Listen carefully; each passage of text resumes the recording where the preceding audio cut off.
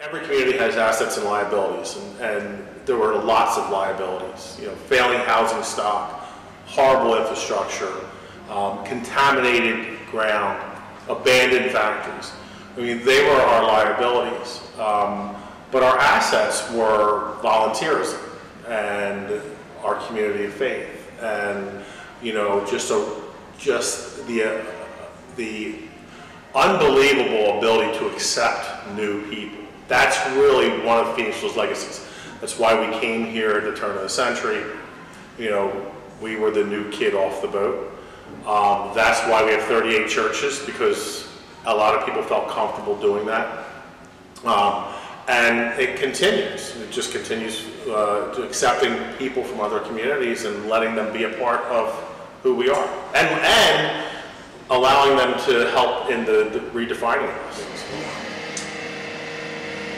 I love what we've created here. I grew up here. My friends, my entire life has been in Phoenixville. So I don't know that there's one thing. I love the fact that there's 40 houses of worship. I like the feistiness of Phoenixville. I mean, Phoenixville has a little bit of edge to it. It's not a town for the lighthearted. I mean, there's a toughness and there's a grittiness, and the more we move away from the steel mill, the less gritty it becomes. So this is a really gritty town, but I like the fact that Phoenixville has a little bit of an edge. I love all the volunteers.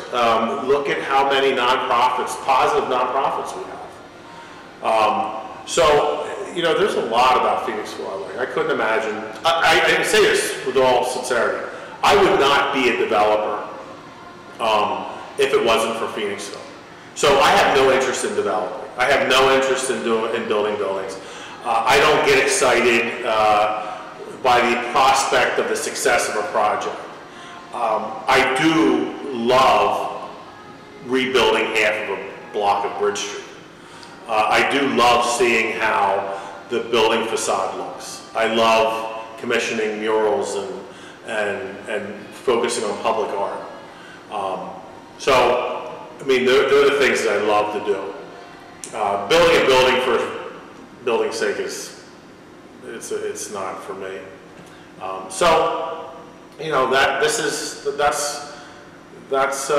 think that's a testament to Phoenixville, and you know, the reward that you get from doing working really, really hard, dumping a lot of blood, sweat, and tears into stuff, and then seeing the end result.